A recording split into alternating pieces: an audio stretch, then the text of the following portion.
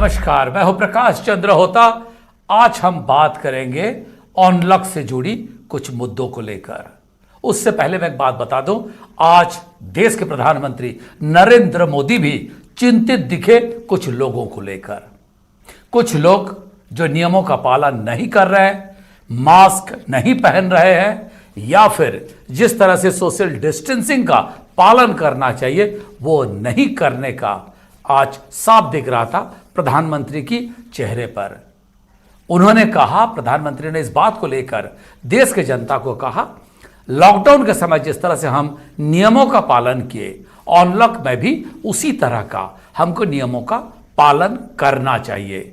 साथ ही उन्होंने ये भी कहा कि देश के 80 करोड़ जनता को प्रधानमंत्री गरीब अन्न योजना के तहत जोड़ा जाएगा। इसका एक्सटेंशन यानी इसको अब नवंबर तक बढ़ा दिया गया है। और साथ ही प्रधानमंत्री ने कहा, अब एक राष्ट्र एक राशन कार्ड, इसके और भी हम बढ़ रहे हैं। उसके पीछे का कारण यही है कि जो मजदूर एक जगह से दूसरे जगह जाते हैं, या जो लोग देश के जनता है वो एक जगह से दूसरे जगह जब जाते हैं, तो राशन कार्ड का जो उनको फायदा मिलना चाहिए, वो सुविधा, वो जो टारगेटेड पीडीएस में जो उनको फायदा मिलना चाहिए, नहीं मिल पाता है। तो प्रधानमंत्री ने इस बात पर भी जोर दिए।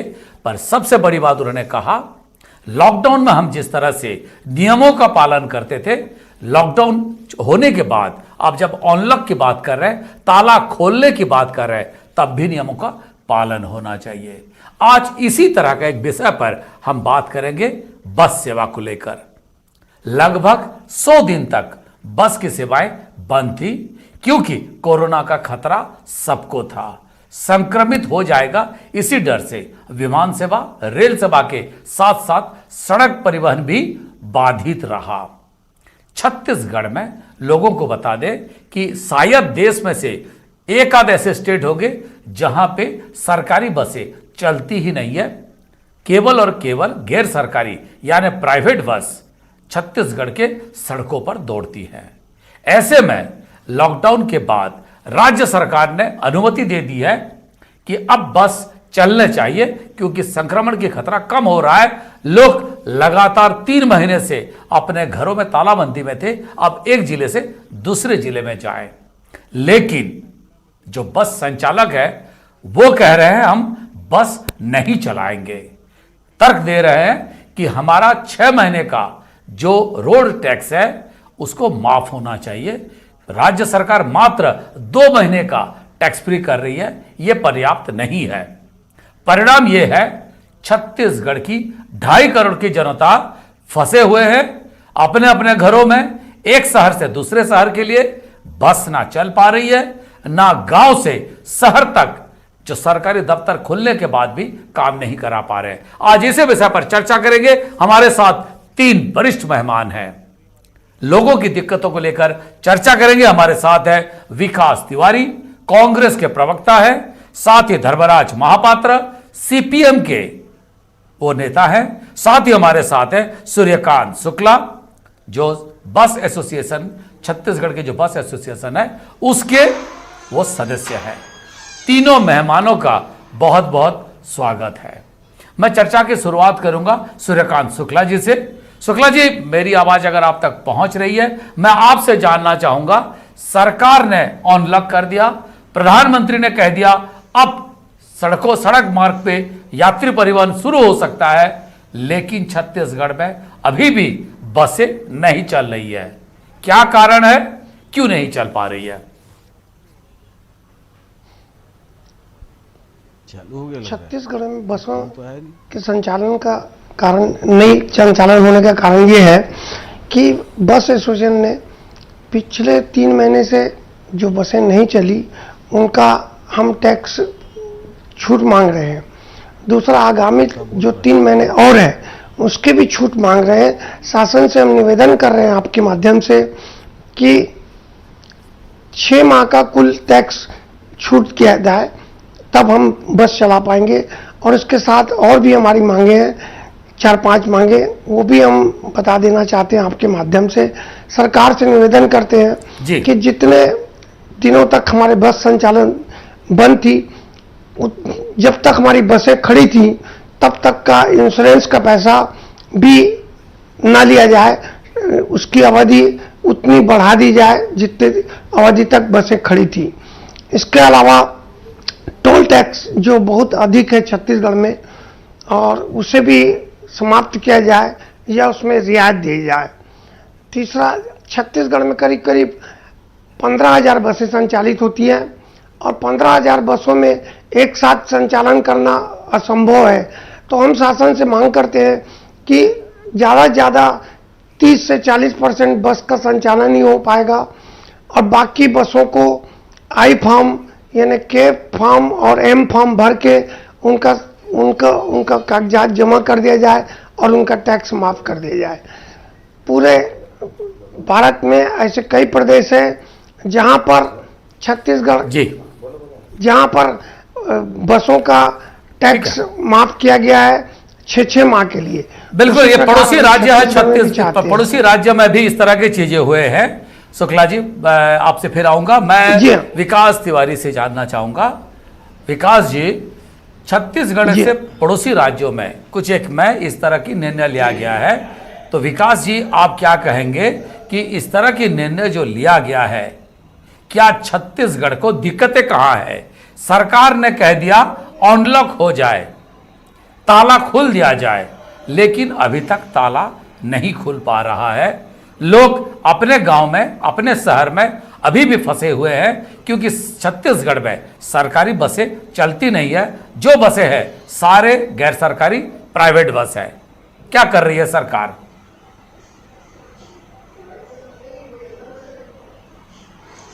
होता जी, मुख्यमंत्री भूपेश बघेल जी ने जो अभी अनलॉक का प्रोसीजर चालू हुआ है उस पे बसों के संचालन को सुगमता से पूरे प्रदेश में सरलता से चलाने का आदेश उन्होंने दिया है और उन्होंने बस संचालक को भी कहा है कि जिस प्रकार उनको जो भी सुविधाएं चाहिए, मुख्य बात तो यह है कि सैनिटाइजेशन करना है, सोशल डिस्टेंसिंग का पालन करना है।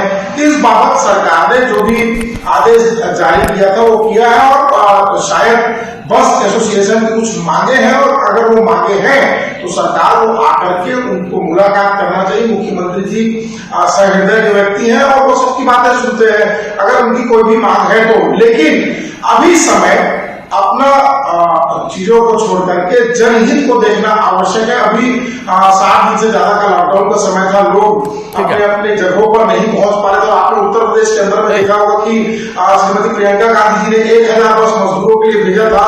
ये निस्वार्थ काम कांग्रेस पार्टी करती है। कांग्रेस की सरकार भी चाहती है कि पूरे प्रदेश में जो सुगमता से बस चल सके और जो 7 दिन लोगों ने मोदी जी के कारण बहुत सारे असुविधाओं का ठीक है विकास जी, ठीक है विकास जी, मैं आपके पास फिर आ रहा हूं।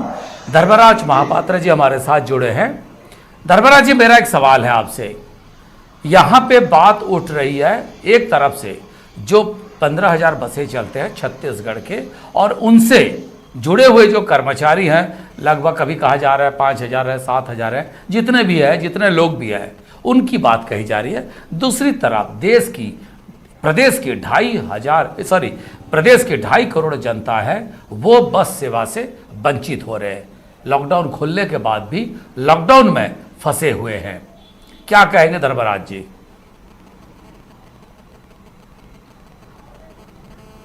नहीं, देखिए 2-3 बातें हैं महत्वपूर्ण। पहली बात तो ये है कि ये हर सरकार को सुनिश्चित करना चाहिए कि जो इस कोरोना महामारी ने संकट पैदा किया है, उस संकट का जो सबसे बड़ा बोझ जो है देश के मेहनतकश उठा रहे हैं और उन कर्मचारियों का इस अवधि में जो वेतन है, उनकी जिंदगी को बचाने का जो सवाल है, उस पर जो है हर सरकार को कदम उठाना चाहिए।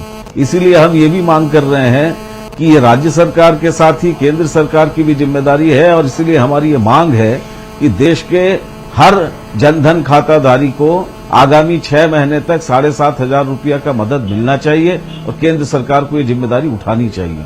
दूसरा, हम ये भी सवाल उठा रहे हैं कि आगामी 6 महीने तक सरकार को ये सुनिश्चित करना चाहिए कि जो जरूरतमंद है, प्रति व्यक्ति कम से कम न्यूनतम 10 किलो अनाज उन्हें मुफ्त में मिलना चाहिए, क्योंकि हमारे देश में खाद्य निगम के गोदामों में जो है अनाज सड़ रहा है वो अनाज जो है गरीबों को और जरूरतमंदों को बांटने के बजाय अगर उसको जो है शराब बनाने में या दूसरे किसी किस्म के इस्तेमाल हो तो जी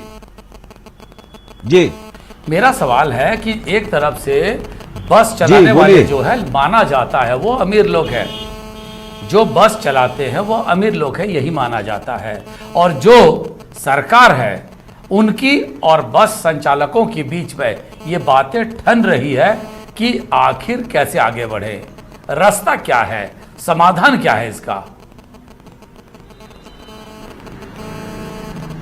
नहीं, देखिए इसका समाधान तो जो है सरकार और बस संचालकों दोनों को मिलकर निकालना है। लेकिन ये दो पार्टों के बीच में एक तरफ जो है जो आवागमन अवरुद्ध होने से एक स्थान से दूसरे स्थान जाने वाले आम जनता उससे प्रभावित हो रहे हैं, दूसरी ओर बड़े पैमाने पर यहां काम करने वाले जो श्रमिक तबका है जिनके पास रोजगार का संकट पैदा हो गया क्योंकि उनकी बसें चल नहीं रही है, उनको जो है उस संकट से बाहर निकाल के रोजगार उपलब्ध कराना, ये दोनों पार्टों में वो ना पिसें, ये सुनिश्चित करने की जिम्मेदारी एक और राज्य सरकार की भी है, दूसरी ओर संचालकों की भी है। और दोनों के पार्टों के बीच में इस तरीके की अवरोध के कारण प्रदेश की जनता और वहां काम करने वाले श्रमिक अगर उससे प्रभावित हो रहे हैं तो हम समझते हैं ये सबसे दुर्भाग्यजनक परिस्थिति होगी। इस महामारी के संकट के दरमियान हमारी जिम्मेदारी है, ये सामाजिक जिम्मेदारी है, सरकार की भी ये सामाजिक जिम्मेदारी है, जो बस संचालक है उनकी भी सामाजिक जिम्मेदारी है, और दोनों को जो है इस सामाजिक दायित्व का निर्वहन करने के लिए कोई न कोई ऐसा रास्ता निकालना चाहिए। दोनों के बीच में इस तरीके का एक समन्वय स्थापित होना चाहिए ताकि जो है आवागमन जो अवरुद्ध है, लोग एक दूसरे से आवाजाही सुनिश्चित हो और मजदूरों को उनका जायज हक मिले। हमारे साथ बस संघ के अध्यक्ष उनके सदस्य भी हैं, उन्हीं से जान लेते हैं। शुक्ला जी, आखिर दिक्कत कहां पे है, गतिरोध क्यों बनी हुई है? दिक्कत यह है सर, दिक्कत यह है कि पहली बात तो हर बस, जितनी बसें आज 3 महीने 3.5 महीने से खड़ी है, उनको पुनः रोड पे लाने पे एक गाड़ी पे कम से कम 20 से 25 हज़ार का खर्चा है छोटी गाड़ियों पे, और बड़ी गाड़ियों पे तो 50 हज़ार रुपए का खर्चा है। ये खर्च हम किसी भी तरीके से कर लेंगे, लेकिन हम ये नहीं कर सकते कि 100% बस एक साथ स्टार्ट कर सके। हम चाहते हैं कि 30% बस चालू हो और जनता को सुविधा मिले। दूसरी तरफ जो शुक्ला जी, कितने बसें हैं और कितना रूट है? शुक्ला जी शुक्ला जी, हाँ, मेरा ये सवाल है कि कितने रूट छत्तीसगढ़ में टोटल करीब 15,000 बसें हैं, और रूट भी बहुत ज्यादा रूट है रूट में दौड़ते हैं। यहाँ ट्रेन का आवागमन का साधन कम है। जी जी जी, और साथ में आप कह रहे थे कि डीजल का भी रेट बढ़ा है, तो आप ये भी कह रहे हैं कि डीजल का रेट क्योंकि बढ़ा है तो बस भाड़ा भी बढ़ना चाहिए। जी विकास जी, जी हाँ, विकास जी, शुक्ला जी से बात रख रहे हैं, और बिल्कुल बिल्कुल, जब एक चीज का बढ़े तो सब चीज का उसी हिसाब से आनुषंगिक हिसाब से बढ़ता है। विकास तिवारी जी, ऐसे परिस्थिति में आपके एक तो राजकोष में पैसा नहीं है, ठीक है, मैं विकास जी से उसी का जवाब ले लेता हूं। शुक्ला जी आपका, विकास जी, एक तो राजकोष में पैसा नहीं है, ऊपर से आपके ऊपर कहा जा रहा है कि टैक्स फ्री कर सकते हैं, और अगर कर सकते हैं तो क्यों नहीं हो पा रहा है? दूसरी बात है, डीजल का रेट बढ़ने से सारे चीजों का महंगाई उसी हिसाब से होगी, फिर बसों को आप बढ़ोतरी, नया रेट देने की बात करेंगे, क्योंकि पिछली सरकार ने एक सिस्टम बनाया था, डीजल और पेट्रोल के जैसे रेट बढ़ेंगे और घटेंगे, उसी हिसाब से बस भाड़ा बढ़ेगा और घटेगा। क्या ऐसा कोई संभव है? क्या कहेंगे विकास जी?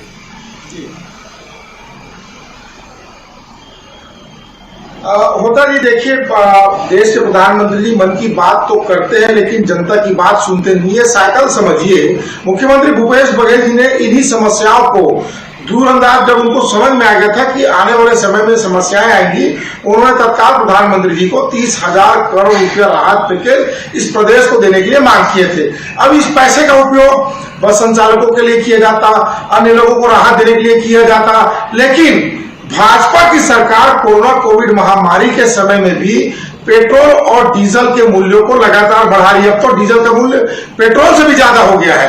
ये पूरा साइकिल सिस्टम समझने वाली बात है कि केंद्र की सरकार अगर इन तमाम चीजों को, क्रूड ऑयल का रेट पूरे विश्व में बाजार में गिरा हुआ है, तो पेट्रोल डीजल का रेट बढ़ाने की क्या आवश्यकता है? जहां एक और यहीं से श्रीलंका में जाके पेट्रोल 51 रुपए प्रति लीटर बिक रहा है, यहां पर 81-82 रुपया हो गया है। तो ये तमाम चीजों की बात केंद्र सरकार को मुख्यमंत्री भूपेश बघेल जी ने अवगत करा दी थी। जो हमारे बस संचालक भाई बात कर रहे हैं, मैं इनकी बात से बिल्कुल सहमत हूं कि डीजल का रेट जब बढ़ेगा तो ना केवल बस का मूल्य, किराया बढ़ेगा और तमाम चीजों का भी रेट बढ़ता है।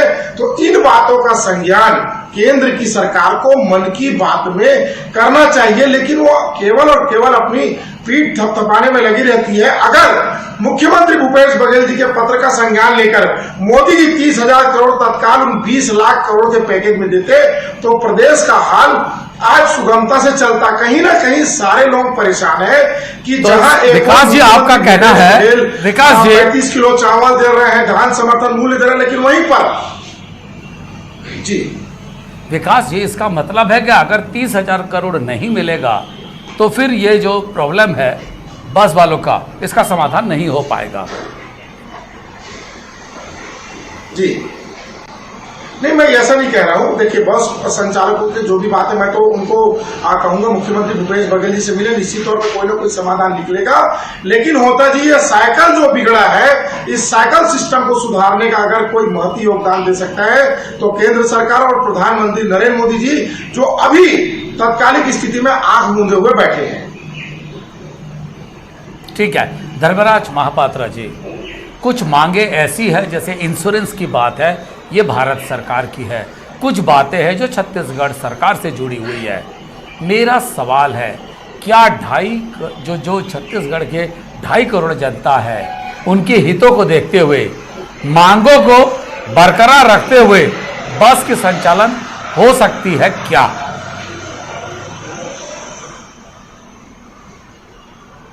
देखिए, सबसे बड़ी बात यह है, इस बात निसंदेह इसमें कोई शक नहीं है कि केंद्र सरकार का इस पूरे लॉकडाउन के दरमियान, ये कोरोना महामारी से निपटने के दरमियान जो उनकी भूमिका रही है, हम समझते हैं वो अमानवीयता का चरम है।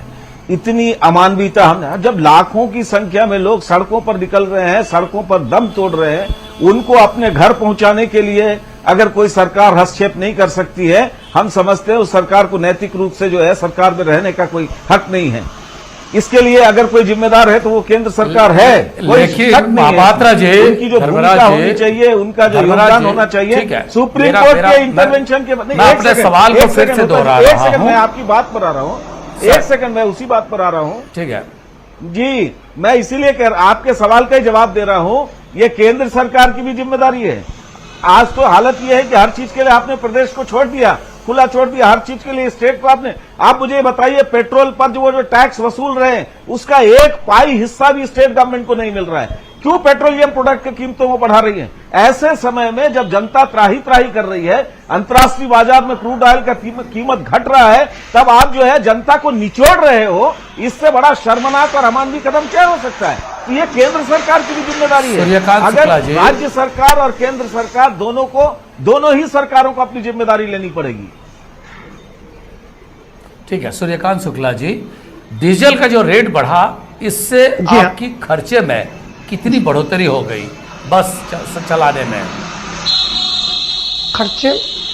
खर्चे में इतनी ज्यादा बढ़ोतरी होगी कि हमारा 70% इनकम डीजल में चला जाएगा। बाकी हम ड्राइवर को देंगे, गाड़ी मेंटेनेंस करेंगे, टैक्स पटाएंगे, तो हमारी गाड़ी की किस्त भी नहीं निकलेगी। बचना तो दूर रहा, हमारी लागत तो दूर रही। आज ठीक है, एक बात मुझे बताइए सर, 1 लाख मेरे जी हाँ हाँ ठीक है बोलिए सर। प्रदेश में 1 लाख, आज प्रदेश में करीब 1 लाख कर्मचारी बस में जो काम करते हैं, ड्राइवर, कंडक्टर, क्लीनर और उनके मालिक, आज उनके सामने बहुत बड़ी समस्या है। उस समस्या को बहुत गहराई से प्रदेश शासन नहीं ले रही है। हम विकास उपाध्याय जी के माध्यम से, आपके चैनल के माध्यम से सरकार से निवेदन करते हैं कि इस पर गहराई से विचार किया जाए और बस वालों की मांग को स्वीकार किया जाए। ठीक है, एक बात मुझे बताइए, अगर ये आपकी मांगे, कुछ मांगे केंद्र की है, कुछ मांगे राज्य सरकार की है, मैं विकास तिवारी जी को भी चर्चा पे लाऊंगा, पर मैं आपसे जानना चाहता हूं, आपके दो हिस्से हैं। एक है जैसे इंश्योरेंस की बात है, ये केंद्र सरकार की है, कुछ बातें हैं जो राज्य सरकार की है। क्या ऐसा नहीं हो सकता कि मांगे आप रखे पर बस का भी संचालन होता रहे? लोगों को दिक्कत तो नहीं होना चाहिए, ये बात पे आप भी सहमत होंगे? मैं आपकी बात से पूरी तरह सहमत हूं, लेकिन सरकार से, उनके बैठे अधिकारियों से पूछा जाए कि ये मांगे हमारी कितनी पुरानी है। ये मांगों का ज्ञापन हम पिछले साल भर से देते आ रहे हैं। जितनी मांगे हैं, सिर्फ ये रोड टैक्स का भी छोड़ के जो लॉकडाउन में है, इसके बाद जो बाकी मांगे हैं, ये मांगे तो हमारी बहुत पुरानी है, जिस पर सरकार आज तक फैसला नहीं की। हमने तो मांग की थी कि जब डीजल का रेट बढ़े, किराया बढ़ा दिया जाए, डीजल का रेट कम हो, किराया अपने आप कम हो जाए। हमने ये चार्ट बना के दिया था। विकास जी, क्या दिक्कत है? ये हमारी 2 साल पुरानी मांग है। ठीक है, ठीक है, बिल्कुल बिल्कुल विकास मानी नहीं हमारी। ठीक है, ठीक है, मैं पूछ लेता हूं विकास तिवारी जी, आखिर इसमें दिक्कत क्या है? अगर डीजल का रेट बढ़े तो किराया बढ़े, और रेट घटे तो किराया भी घट जाए।